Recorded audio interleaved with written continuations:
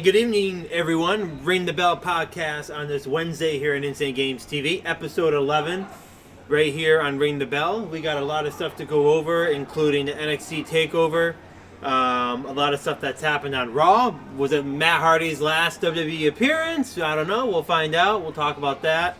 And all the other stuff that's happened here throughout the week here in WWE, AEW, and NXT. So volume and everything is good. You ready to jump into this, Tyler? Yeah. Let's go. Want to jump right in? Let's start with AEW last week, and then we'll go into some NXT after that. Somewhat of a, in my opinion, mediocre AEW episode last week. I didn't see anything of real interest out of it. I mean, what do you think overall? Yeah, I felt like they were setting up a lot for Revolution, which is coming up. Not this Sunday, but the next Sunday. So I feel like they were setting up for a lot of matches leading up to that. So I think it was a decent AEW. So I think a lot more is going to happen tonight on this episode and the next episode before Revolution. I would say my favorite moment. I don't know. There really wasn't much to choose from. I agree, it was kind of mediocre. You want to go into what happened? Well, I mean, yeah, the first match, Omega and Hangman Page against. Here we go again. Me saying it wrong. I say it wrong every time. Hangman Page. I don't know why. It's literally Hangman. But say it quickly. Hangman Page. Oh. Hangman Page. Hangman. Against SCU. I mean, I don't know. I mean, I thought it was a classic match that they opened up with to kill a lot of time on the show, which is what they normally do. I think the match took like 30 minutes. It was. Yeah, I mean, this match really set up for the giant tag team brawl that they're going to have, which I understand. It just felt like they just kept having like guys come out of the locker room over and over again to kind of set up this giant rivalry in the brawl, but right. You know, you got Hangman Page and Omega going against the Lucha Bros next week, or at Revolution, I think. No, at next week. They were the only tag team. The Lucha Bros were the only tag team to beat Hangman Page and Omega, so you know it should be a good match. I obviously think Omega and Hangman are going to come out on top, and I think the brawl is tonight. Might be tonight. I have to look. You know, I think the Young Bucks are going to come out on top for sure, setting up a giant card at Revolution for the Bucks versus Omega and Hangman.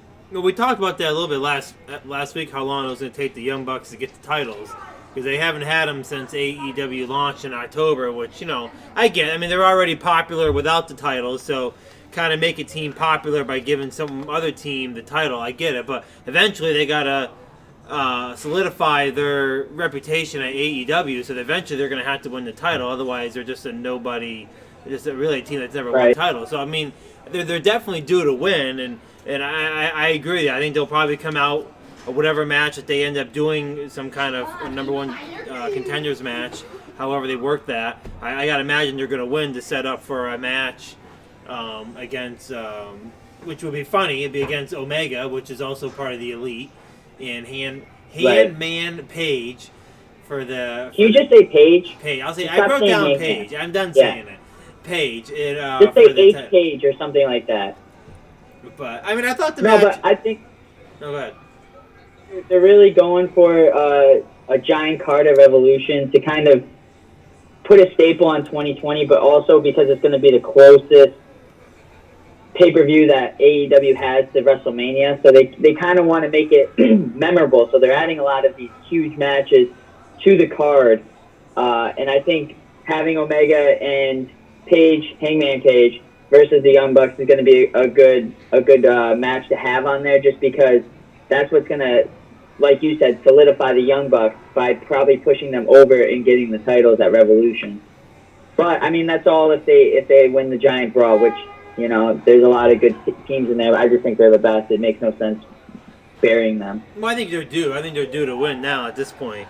But I thought the match, I mean, to get back to the match on AEW Wednesday night. I thought it was a decent match. I thought the wrestling was great. I think they're trying to really beat WWE with a lot of the moves and the action packed, and I feel like the matches move a lot quicker in AEW. But I also feel like the wrestling isn't as good as WWE. I just feel like it moves quicker, and sometimes that relates to better wrestling. But I kind of thought the whole thing. I thought the overall match was great, long but good. Then of course you had all the tag teams that came down at the end there, and obviously picking their sides, and they'll set up for probably a few matches before they get to their big match where they all are fighting for the number one spot for the chance to go on for the titles. But I kind of thought that match was okay. What I really thought was interesting was after that match, the whole Dustin Rhodes versus Sammy Guevara match. I actually kind of liked that match. I thought it was a decent. Obviously you kind of have the Rhodes kind of lead. He's kind of wrestling the backstory of Cody Rhodes and what he's doing, and kind of his battle that was with Jericho before, and now a battle that he has going on now. You kind of have Dustin Rhodes kind of in the background, and him going one-on-one with Sammy Guevara, and then ended up getting the victory. But what I liked the challenge at the end, the story that they're going with Jack Hager, and the fact that he's never wrestled a match. And did you like the comment he threw at him after the match to get his attention? Yeah, I mean, going off of the match first, Sammy Guevara is one of those wrestlers who's like sneaky good. You don't really think he's going to be as exciting as he is, because he's basically the henchman for Jericho, so he doesn't get a lot of attention. But he's a really good wrestler, and I thought they put on a great match for sure. But yeah, him calling out Jake Hagar, that's good because he hasn't wrestled once. And everybody's kind of left wondering when is his first match going to be and who's it going to be against. I think him bearing, Dustin Rhodes would probably be the best bet for him. Someone who's experienced, someone who's doing really well in AEW, and I think it will set up for a good match at Revolution too. I'm excited to see how Jake Hagar's wrestling style is because we haven't seen him since WWE, and that was like 2 years ago. And, his MMA career kind of semi took off. He hasn't lost yet, so I guess he wanted to stick and focus on wrestling. But I'm interested in seeing him debut at Revolution. I don't know if I'm going to buy Revolution, though. I might just have to, stream it or something, because... That's one thing you don't have with the WWE has. You actually got to buy the stupid pay-per-views. I think I'm done with those days. Did they say how much it's going to be for Revolution? No, but I'm sure it's a crazy amount. I'm surprised they just don't have it on, I don't know. I'm sure it's a crazy amount. I don't know what they ended up doing with it. No, but I kind of thought, what I liked at the end I liked how the AEW got a little real there for a little bit where he goes, how long are you ever going to wrestle a match or you can continue to be Jericho's bitch? And I was just like, whoa! And then the reaction the crowd got I thought was pretty good. And then he went on to actually take a shot at his MMA career. And how he's just going to be sit here and collect a paycheck and kind of go what? Yeah, but that didn't really make sense to me because he hasn't lost in MMA. But I don't. So I don't think he wrestles. Does he really wrestle anymore? Accurate. But I think it was in reference to him not wrestling. He doesn't wrestle that much, does he? What do you mean? At MMA, I don't think he's wrestling that much. He's only done so many matches, right? Or am I wrong in that? Well, he's only fought once or twice, and he hasn't lost. But I think that's what he was getting at. That he's only wrestled a few times there and doesn't do anything. Then he also's not wrestling at AEW. I think that's what I kind of took it as. It's a jab of him just never wrestling. Yeah, he's 2-0. He hasn't lost, and I mean they've both been submissions. So I mean it's not like he's a bad MMA fighter. I was kind of confused at the jab that he gave him because I would love to see Dustin Rhodes get in the ring, MMA ring, that is. And of course, after that match, we had the Riho versus Nyla Rose for the women's NXT Championship. One woman is 98 pounds. The other woman is 215 pounds. 98 pounds against 215 pounds. It was a classic case of David versus Goliath, female version. It was definitely I wouldn't even say it was a back and forth match. I hardly even watched it because I knew the result as soon as I saw who Riho was fighting. I knew she was going to lose it. It kind of, I don't know. I feel like what they're doing on AEW with the women's division isn't great because they changed hands on the title just on like a random Wednesday. Like there was no hype behind this. It wasn't exciting. Honestly, Riho and this other girl, I don't even know her name. They haven't even had a feud. So it's just kind of like they put the women's division on the back burner. Look at how I'm just showing Mike. Look at how small that title is. I don't think that's bad. How small it is. It's small, and now it's you think about out. it. The title was small on Riho. Exactly. Imagine the title around this girl's waist or shoulder. Here's a perfect picture of it, Mike. Look at that. Seriously? Come on. What? What was her name? Who? Nyla Rose? That's it. Yeah. Look at that. Seriously? And I'm showing Mike, people who are watching. I want to see her. Is she acknowledging how small it is? No, she's just showing that she has the title. Look at how small that is. I mean, compared to her, yeah, but the last champion that had it probably looked pretty good. I'm not even going to entertain that. It's awful. That is the worst looking belt I've ever seen, size-wise. It's a joke. And now you've put on the biggest woman in AEW wrestling. They should get extenders biggest to the woman. belt for her. That belt, I like that. Oh, yeah, thank you. It's a nice belt. Yeah, they're real. It's a nice one. Oh, I see those on the wrestling. Yep. Those kind of belts. Yeah, we're talking about wrestling right now. That's signed by Ric Flair. Oh, by Ric Flair? Yep. Wow. There you go. Yeah, I wonder who got that one. I did. Why don't you say the other name that's on the belt? Play it. Is it Wale? There you go. You finally said it right the first time. Tyler took the wrestling belt, walked all the way over, and got signed by Wale while he was watching Monday Night Raw. That's cool. For those who don't know who Wale is, he's a famous rapper. He is an avid wrestling fanatic, and he was on a few segments with the Usos and the New Day for the rap battle. And he was standing right there. I was like, holy shit, that's Wale. I went over. I said, Dan, you got your marker? And he's like, I don't know what marker to give you. I don't know what color to get. That's pretty cool. I don't even Long know story short, it was when you pretty explain dope. it like And that- he was pretty pumped. Like, Wale was actually pretty pumped that I was having him sign a nice-ass belt. I'll be honest, when I was telling people it was signed by Wale, I thought it was a wrestler. I had no idea who it was. I knew the name, not who he was, though. But see right there's a classic example that I was talking, and I said, is the biggest woman in AEW wrestling. This lady was walking by looking at me, and she thought I was talking to her, and then she thought I was talking to her at first. She goes, what? And I was like, huh? And she walked in, and she goes, wow, look at that belt. But it's vacation week here in the mall, so we don't know who's coming in or out around here. People are doing laps. It's crazy. But, yeah, I mean, do we really think that Nyla Rose wasn't going to win this title? I mean, come on. She definitely was going to win it. She did. And now we have the smallest... Yeah, I mean, all that I hope for AEW's sake is that they just put a little more emphasis on the women's division, maybe have more...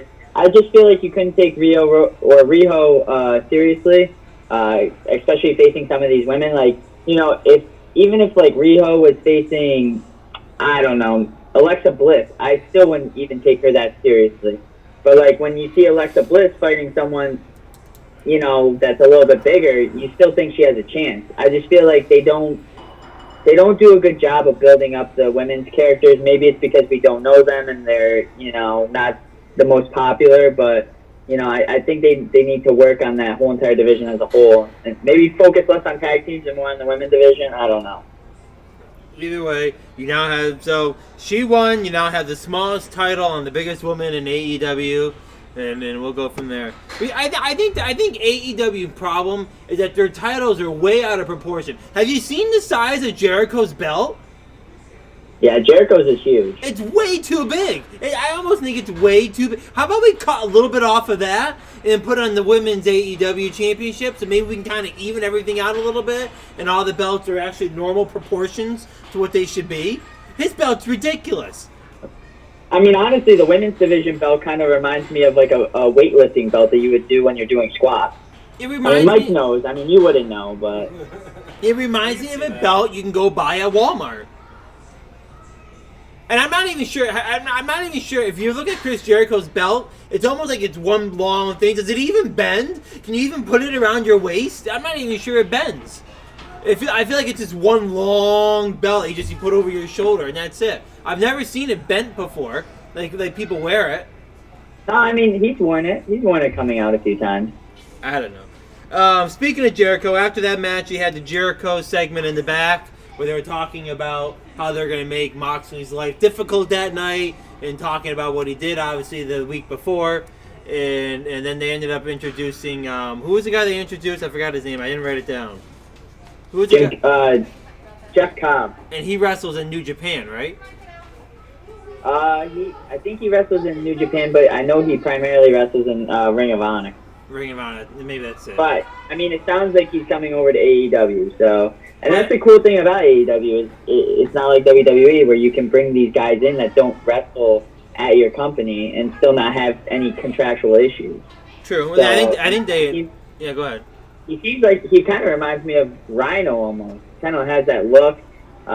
He kind of they kind of picture him as like this brute that like destroys people. So I'm in for it. I'm excited for the match with him versus Jon Moxley tonight. I want to see how this Jeff Cobb guy really wrestles instead of destroying some guy that's already down. But we'll see. Jungle Boy versus MJF was up next. Did you know that Jungle Boy is the son of Luke Perry? I did not know that. That was information that I just randomly found out. So if you actually watched AEW from the inception, they said that numerous times. Ding! There's the zing. He always has one every week. There's one about how I haven't watched AEW from the start. There's the one for this week. No, I did not know he's the son of Luke Perry. I've watched him wrestle, but I think that's the first time that Jim Ross has said it. He definitely looks like a Jungle Boy. The crazy first time hair. For you, definitely. 100 for me. But was there a point to this match? I don't even know what the point of the match was. Really, I don't think there wasn't like any side. Yeah, that's basically it. I would say. But what kills me is the one guy. Is it Warlord that attacked him? Yeah, something like that. I was trying to understand what JR was saying, but I really couldn't. So, because JR, I don't know really, he wasn't really. Warlord. Is he saying Warlord? I'm not quite sure. But he comes down and attacks, and I don't know if you watch, but Jungle Boy's comrades come running down. Did you see how slow they were running down the ring to get there to help him? They're like barely jogging down. I'm like, if my buddy was, if Tyler was in the ring getting attacked by someone, I'd be right down there. I'd be zoomed right down there with the Muay Thai ready to go. Dan runs so slow in his freaking finger trap. He runs a 6-second 40. No, first off, I don't wear the finger trap. What are you laughing at? I think Paul White could beat you in a foot race. That's not fair. That's a Big Show reference. It's true though. You grow up, Mike. Actually, he's lost a lot of weight. He probably can move a lot quicker than he used to move. But I was watching him as he's getting attacked, and these guys like slowly coming down the ring. I'm like, can we put a little bit more emphasis and try to get down to help? What kills me is that the guy, what's his name? The big guy for Jurassic Express. I forget what his name is. Whatever. The Lucha guy or Luchasaurus Rex or something. Yeah, something like that. But they give this guy. They don't push this guy, and he's one of the biggest guys, most brutally dominant wrestlers in AEW. Yet they don't do anything with him. He's kind of like a Braun Strowman. Like you would think, hey, let's put this guy against the best of the best. He's not that bad on the mic, even though he looks like a T-Rex. But they don't do anything with him, and they have him be the bodyguard for these two midgets, and it just doesn't make any sense.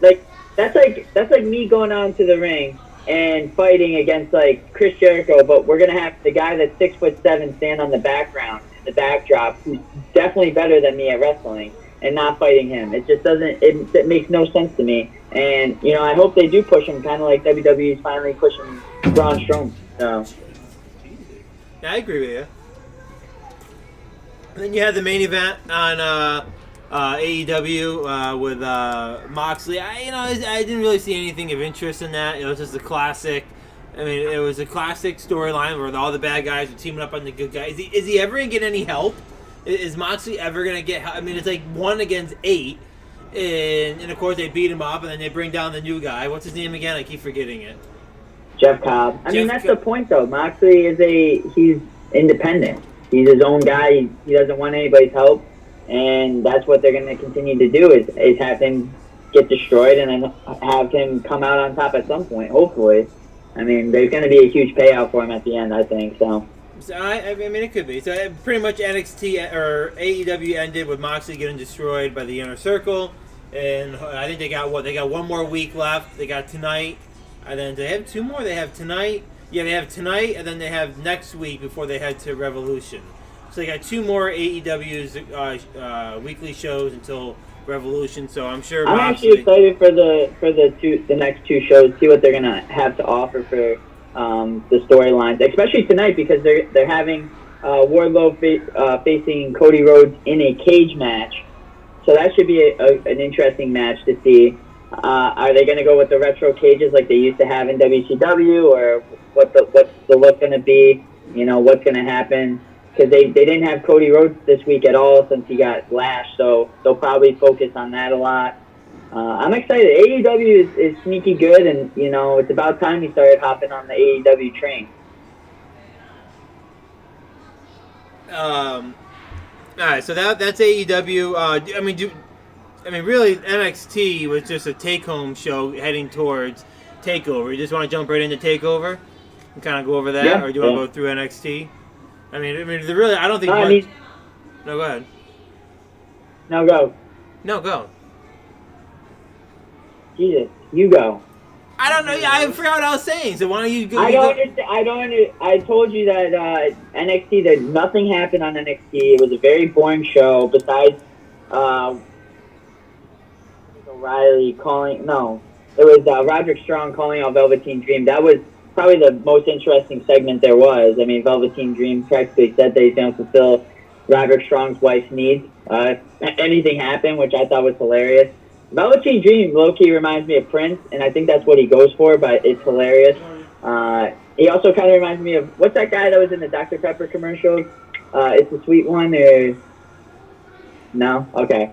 Anyways, Velveteen Dream, he's back after getting injured, so I guess we'll see him a lot. But NXT was kind of boring. I mean, besides that segment and the segment with the Broserweights figuring out how they're going to get their trophy to Portland.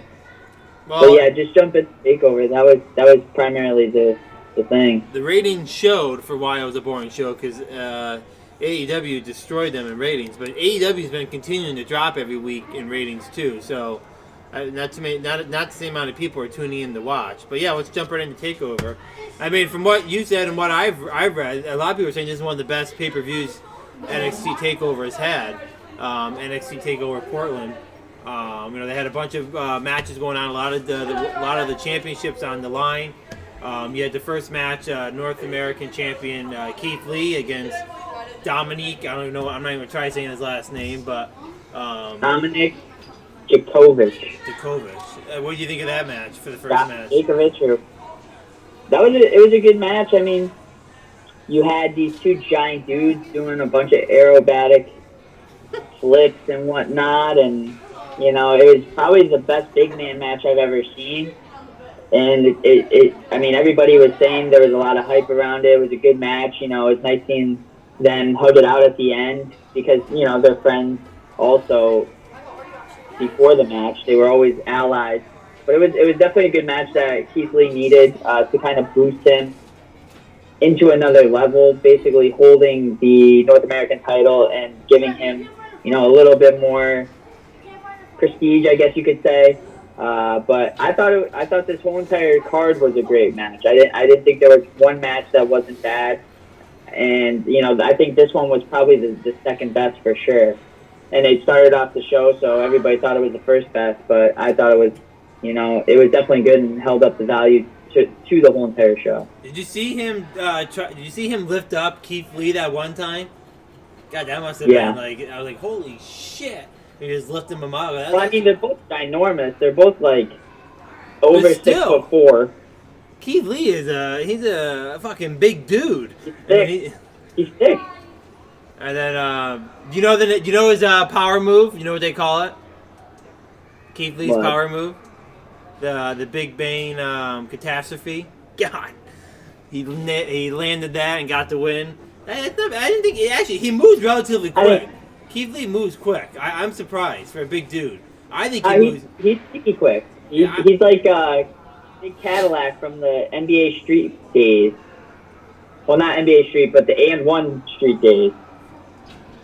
I don't know much. I never. You don't even know who I'm talking about. I hate basketball, so I'm not going to get into that. But I think he manages the ring relatively good. I think he moves quick for a bigger guy. And I thought the match was fast. Yeah, I thought it was fast moving. I thought it was very good. I thought it was definitely a great opening match to NXT. Then we had the street fight with Dakota Kai versus Tegan Nox. I didn't really see at first. Is this the first ever women's street fight you've seen? I'm not sure I've seen a women's street fight. I'm sure. I feel like I've seen one, but I'm sure there's been one, but not one that I've remembered. I think there was one with Sasha Banks, but I'm not too sure. But you had this match, and of course, I did not like this. I didn't think it was a great match. I didn't think it was well produced and well put together. I mean, I don't know. What do you think? I thought it was just a very slow moving. It wasn't up to pace with how NXT I think normally is. But what do you think on it? No, I mean, it was a rivalry going back from TakeOver, the last TakeOver they had. But, it was brutal, I guess you could say. Good match. I think it got a B+, so like 4 stars out of 5. But, I really was more focused on like the next match over this one, so. Yeah, I didn't enjoy it. I thought it was very, I don't know. I guess I didn't really get the whole storyline with it.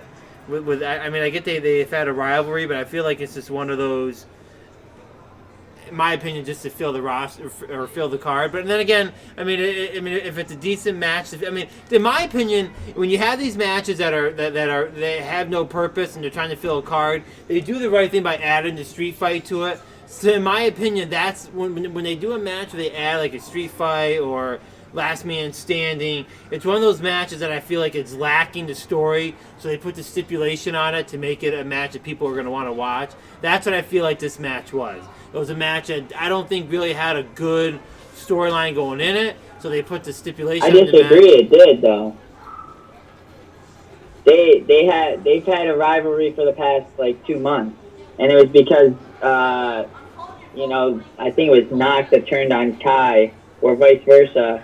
I really don't know the women's division names that well, as you could tell, but I know one of them turned on the other and, destroyed her knee in a cage, like in an elimination-style cage at the last TakeOver. But they've been going back and forth for a while now, and, I think it was only right to have a street fight as the match. So. Up next you had the Finn Balor Johnny Gargano match. I thought that was Gargano. Classic Finn Balor match. It's a classic Finn, moving quick, the moves, the submission attempts. Yeah, but both of these guys have the same kind of style, which helps. They complement each other, and I thought this was a great match as well. And that's why, it's because they complement each other. They're almost the same fighter. They're the same size, same build, same moveset. Do you feel like NXT is losing the Finn Balor character right now? I think they're just trying to find his place in NXT. I feel like he came in with a strong character. And I think it's tough because I think they know what they want to give him. They want to give him the title shot. But right now with the Ciampa and the Cole rivalry, it's kind of tough to insert him in there, right. Which is actually what I was going to say when we got to the Ciampa Cole match. is what I think they're going to start doing with both Gargano and Finn Balor. I think this was a placeholder for a match at WrestleMania weekend. I agree. I feel like this is a rivalry that should be around the championship. That's why it just hasn't made any sense to me. It's like I feel like these two guys should be wrestling for the NXT title, but for some reason they're not involved in the title. Also, one of their first matches together since Gargano's been back and since Finn Balor's been to NXT. So I think we're pretty low. I don't know. I don't want to take it if you got. Yeah. Um, like 20 in that moment. But of course, I feel like they had some table action, a lot of submission moves. Finn Balor hits him with the finisher at the end, locked it up. I think it was an overall classic match, and I think those two, I think they do well together. I think they definitely produce a great match wrestling together, and I think their styles are relatively the same. like I said, I think it's going to set up for a match at WrestleMania weekend. I could see a good fatal four-way match for them. I think that'd be good. Have all four of them battling. I don't know if they'll do that, but you think they could have a good fatal four? I mean, I was going to save that for the Cole Ciampa match, but yeah, I'm hoping that they set up for Gargano Balor versus Cole versus Ciampa match at WrestleMania, because all four of these guys are kind of tied together. You got Finn Balor facing Gargano, then Gargano with his history with Ciampa, Ciampa with his history with Cole, Cole with his history with Gargano. It just only makes sense to have all four of them fight. They're all worthy for the title. They're all great wrestlers. They're great on the mic. They have a lot of momentum all around them. And I think any of them could be NXT champion at any given point. Well, mark that one down in the Tyler Hayes storyline. We'll see if that one comes together and see if we can mark him. I mean, I hope it does. Just imagine that. They don't have to do like a Hell in a Cell or a cage match or anything crazy like that. They could have just a straight fatal four-way for the title and have all-out chaos, because all those guys are high-flying. All those guys are great in the ring. They all have amazing finishing moves. And, NXT puts on great shows with how matches finish and how they're about to finish. So I think that would set up for maybe even the match of the year, and it would only be April. I agree. We should do that moving forward. We should have like a almost like a board where like when you come up with a storyline and I come up with a storyline, and then at the end we keep track of which ones actually come true, and we can see who has the better scripts at the end of the year. How many you got right and how many I got right. Interesting thing there. You had the women's NXT Championship. Rhea Ripley versus Bianca Belair. That was up after that. What do you think of that match? You think it was all, obviously you have Ripley who's involved with the whole possible storyline with Charlotte Flair. So do you really think this match meant anything? I guess that's my question. That's a good question. I mean, I feel like it was Belair. We all knew that Belair was going to lose against Ripley because they've been teetering back and forth to Charlotte Flair versus Rhea Ripley. And the thing that bothers me is the way they did. Like, they could have introduced Charlotte Flair after this match to fighting her, kind of give Belair some hope. But now instead we're all kind of confused because Charlotte Flair, attacked both of them. So she didn't not only attack Ripley, but she also attacked Belair. Now, granted, they both attacked her, but her attacking Belair makes you wonder, well, are they going to do a triple threat match now for the NXT title, or are they only going to do Rhea Ripley and Charlotte Flair? I mean, that's something that we're going to have to find out, but, Charlotte Flair should only solely focus on Rhea Ripley after, announcing that she wants to challenge Rhea Ripley. Now she got Belair involved. The only thing I can think of, well, two things. I think, A, she might have just come out and asserted her dominance over both of them, just to give a good old classic ass whooping. You don't really know. But I also feel like if they did a triple threat, that could be a way of getting Charlotte Flair out of a loss. Because, do you really want Charlotte Flair walking in and losing to the NXT Championship? And it kind of like, it's almost like, I don't know. Is there a plan to put Charlotte Flair back on NXT? So having Belair in there, it could have her maybe get pinned by Ripley to basically cover Charlotte Flair not really losing the match. You know what I'm saying? They had a triple threat match. But I thought it was interesting. She came down, she laid out Ripley, pretty much gave her a couple of the finish lines, grabbed the mic, announced that she's going for the title at WrestleMania, which we all kind of assumed. We kind of figured with Bailey busy on SmackDown and Becky Lynch busy on Raw. Where's Charlotte Flair going to end up? So, and of course, it'd be great, I'm sure, for NXT ratings heading into WrestleMania. So I think it's an interesting storyline, but I think you're right. Where do they go with adding Belair in there? Do they make her a triple threat, or she just happened to be in the middle of Charlotte Flair's rampage and just came down and just? Yeah, I mean, it's kind of interesting what they're doing because you have Charlotte Flair going against Rhea Ripley, who's the NXT champion, and then you have Becky Lynch going against Shayna Baszler, who was the NXT champion, but Becky Lynch is the Raw Women's champion. It's kind of like they're doing a lot. They're doing a lot more crossovers now, which I spoke on last week. I like how they're doing that, but it's kind of interesting because you would think Charlotte Flair would want to fight someone from Raw or SmackDown instead of NXT, because at what point, where does it go? What would you say? What's the best thing that could come from Charlotte Flair winning the NXT title? I'm not sure. Is she going to be on NXT full time now? Are they trying to put 3 dominant fighters on each of the shows? Charlotte Flair, Becky Lynch, Bayley / Sasha Banks. I don't know. I like to think what's the best outcome for this situation. The only thing I can think of is if they're going to try to bump NXT up and making it a number one show. You know what I mean? If they're going to say, okay, we don't want NXT to be associated with a developmental program anymore. We want it to be its own brand. Well, then they're going to start adding people like Charlotte Flair and Finn Balor and other wrestlers to help make that. But I think they should find a unique way of marketing NXT as a developmental program, but at the same time a third brand. I don't think there's anything wrong with that. But I think they're going through an identity crisis right now at NXT. What is their goal? Is it to become a third brand, or are they still making it a developmental program? What's the concept?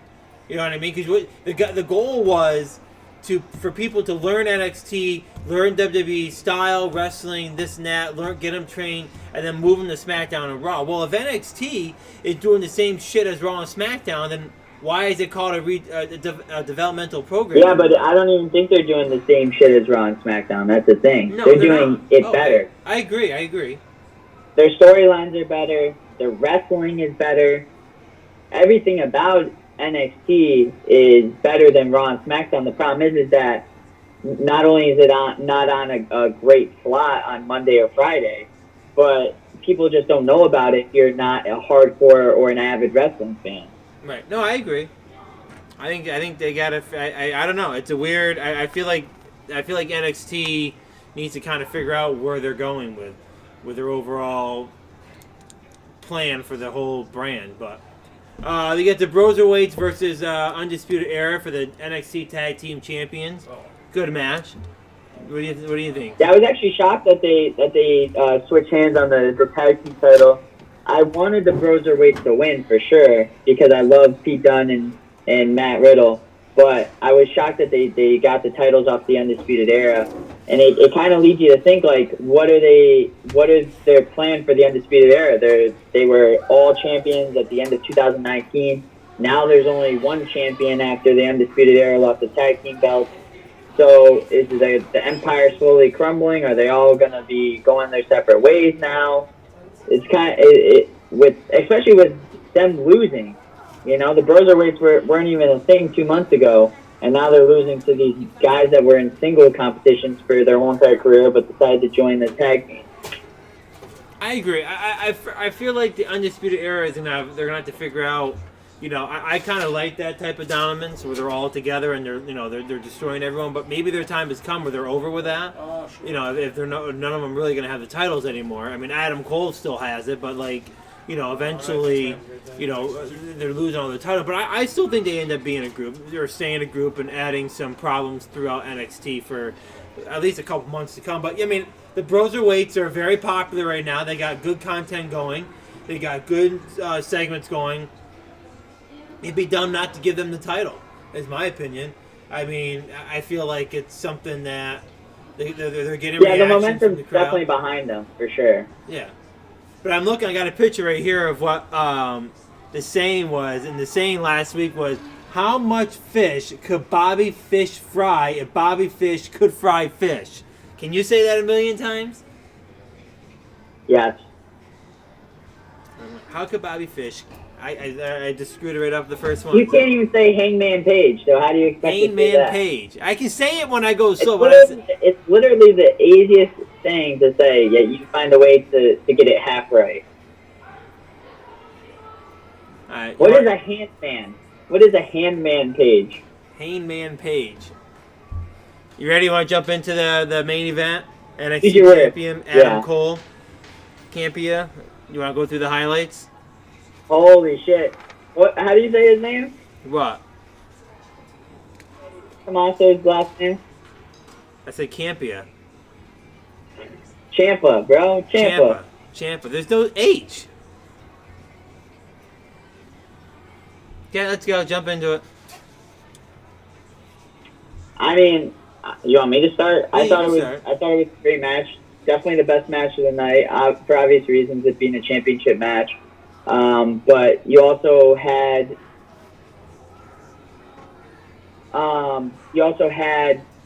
Ciampa being blindsided by Gargano, which that's what I was saying before.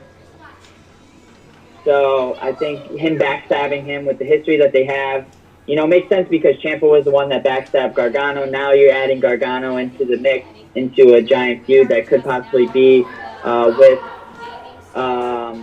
Gargano, Cole, Ciampa, and maybe even Balor. Even if they don't add Balor, I think it would still be a good 3-way or 4-way. So, I mean, if you're throwing Gargano into the match, and Finn Balor is the one who beat him, you got to imagine Finn Balor is not too far behind. You know what I mean? yeah. I mean, I feel like if the guy lost. I mean, if you're going to throw Gargano into the match and he beat Finn Balor, then you got to assume that Finn Balor. I mean, how can Finn Balor win the match and not at all be involved? You know what I'm saying? So I think you're right where it's going. I mean, I hope I'm right because I think that's what's going to be the best possible outcome. Right. Is having those 4 guys because then you could branch either 2 of them or 3 of them or whatever the case may be off of those 4 guys into future rivalries. It's true. It'll be interesting to see where it goes. So I thought NXT Takeover Portland was pretty good, but I want to keep going because we still got Raw and SmackDown to jump into. So let's jump right into SmackDown here. We got the Moment of Bliss opening segment on SmackDown. I'll kind of go through my thoughts. I'll let you kind of go. The whole I can't understand the whole Nikki Cross situation. I mean, I think they're trying to do the whole Trish Stratus, Mickie James back in the day, where Mickie James was kind of like stalking Trish Stratus a little bit. You know what I mean? Where she was all like about what Trish was doing. I kind of get that. Where eventually this relationship is going to turn against each other, and it's going to be like a 1v1 hate match between the 2 of them. But this whole Nikki Cross, I don't know. I don't like what she's doing. If you watch the beginning of the segment, I cringed at when they were talking about who their Hollywood crush was. But either way, Carmella ended up coming out doing an interview with Alexa Bliss. She blamed pretty much Bayley for being bad because of Sasha Banks, and Sasha Banks,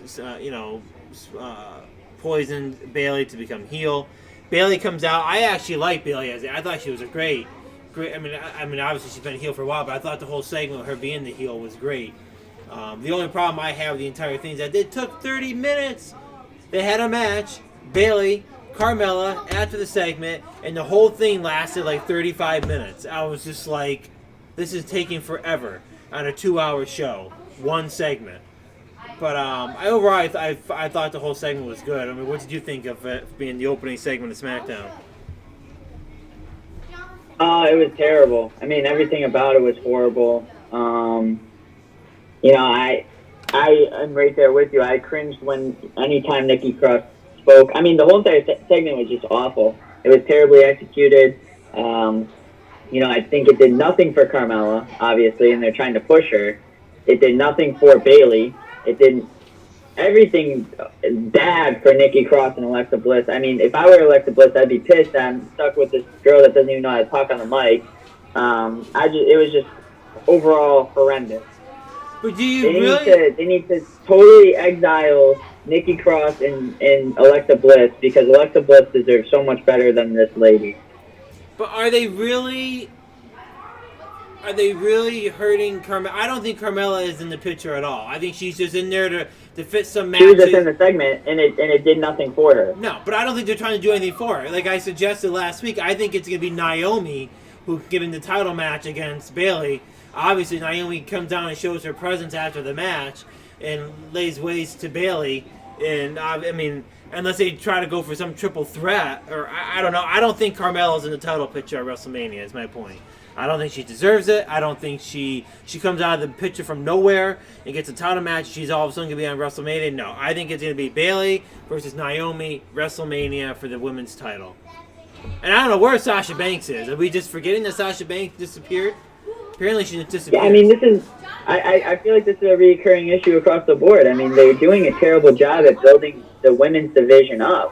Like, I feel for the men's division, Drew McIntyre. He hasn't wrestled in the main event in WrestleMania. He hasn't wrestled in a main event in pretty much any of the pay-per-views. I think he was in one, but it's just like they build up the men characters so well, but then you get to the women, and you get to the women's match, and it's just like, I couldn't even get excited for Carmella versus Bayley, Naomi versus Bayley, and at this point I can't even get excited for Alexa Bliss or Sasha Banks versus Bayley either because they're doing nothing for them.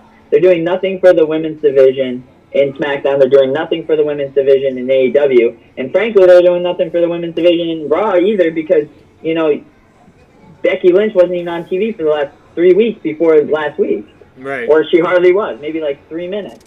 No, I agree. You had Apollo Crews and Shorty G going 2v1 against Sheamus. Obviously, this was just a quick match. Sheamus ends up getting the victory. Clearly, Sheamus is getting a push for some kind of final. Maybe it's his final run. Maybe they're trying to get him some decent one more title run. But clearly, this was a what do they call those matches? Why can't I think of it? A Squash match? yes. He just squashed the both of them. And then 1 hour. That was 1 hour of SmackDown. Those two matches. I was just like, do we really have this many promos and this many commercials?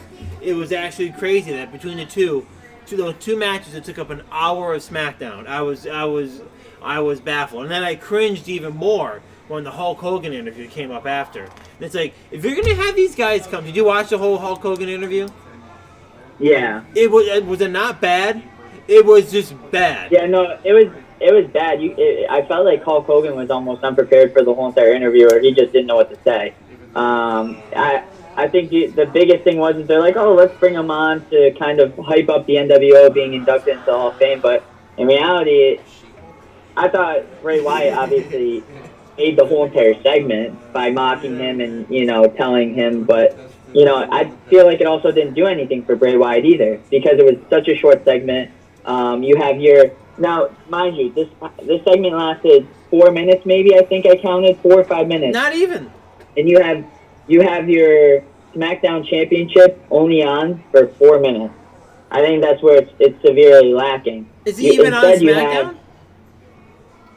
Yeah, I mean he's in a radio room, I guess, on SmackDown. But I mean you have him. But why is your SmackDown champion not being the star of the show, but you have Baron Corbin on for 30 minutes at the end of the show? That makes no sense to me. It's just one of those. I can't stand the way they use some of the wrestlers on the program. Like Bray Wyatt. Now this is now 2 weeks in a row that Bray Wyatt has not physically been on SmackDown, which I don't get. And I thought the whole interview was stupid. Hulk Hogan ended. Bray Wyatt comes on, and like the two don't even interact with each other. Hulk Hogan goes, "Oh yeah, you're a funny dude, guy," and he takes the mic off and he's off. And it's just like, was that the segment we've been waiting to hear all week that Hulk Hogan was coming for to do? I thought it was just an overall bad segment. Then you had the whole Sami Zayn Cesaro segment, a lot of segments, and you know I felt like that just took forever. And you know, Sami Zayn and Cesaro comes out, they do a singer protest. Elias comes out. Elias is like apparently this good old popular face character now. Everyone loves him. I don't know when that happened. Like, yeah, but I feel like everybody's has loved Elias' character, regardless of him being a heel or a face. Again, the whole situation I just don't get. The only thing I found funny was when Cesaro started to go crazy with the cowbell. And even Sami Zayn started laughing. And he goes, Cesaro, stop. We don't need as much cowbell. Like, he was just like really, really going into it. I kind of thought that part was funny. Then obviously Braun Strowman came down and started to lay waste, but the two escaped, and he took out the security guards. And it was a classic, I guess they're probably going to lead to a good old fatal match or some kind of multi-wrestler match for the Intercontinental title. So might be, you got Sami Zayn, Cesaro, Shinsuke. You'll throw Elias in there, throw in Braun. They'll probably put all those guys together and put them into the title picture for the Intercontinental. That's what I get out of that. Do you feel like they're going a different route at all with that? No. But then the big thing that everyone was leading up to all night was the whole Otis and Mandy date. And cool, that ended real cool. I was actually looking for. I go, this actually could be a funny segment.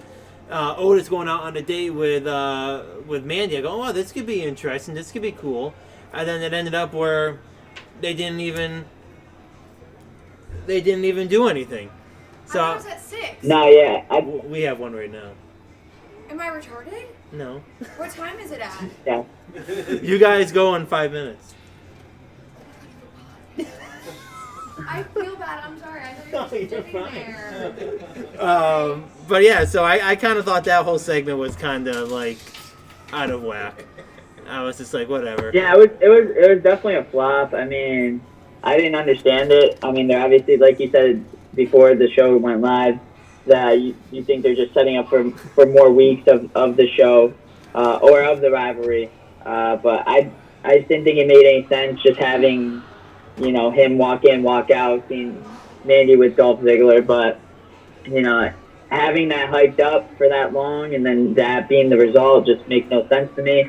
It's just going to lead to a pre-match or pre-show match with Dolph Ziggler versus Otis at WrestleMania, I think, or Super Showdown or whatever the case they want to do is. I think she's embarrassed she ran out. That she interrupted us. Miz, Morrison, Roman Reigns, Brian, the guest character. He comes in as a guest partner against them. Again, I like the whole where Miz and Morrison's going. I just don't feel like it's. I don't feel like it was just a match. I guess I didn't really get. It was just like I don't think Miz and Morrison are battling Roman at all. So I kind of feel like it was almost kind of like a pointless match between the two of them.